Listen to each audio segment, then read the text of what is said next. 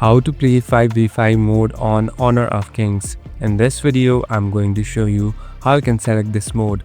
First of all, open the application. Now here on the bottom, you can see this mode icon. Simply tap on modes. So here you can see different modes that are available.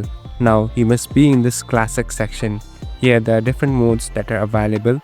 Now on the top there's normal 5v5 mode. So simply tap on it. Now as you can see, I'm already inside the game.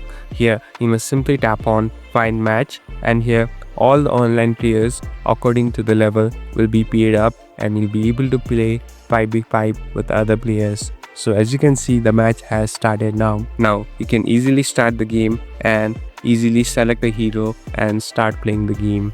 Thank you for watching this video. I hope this video will help you.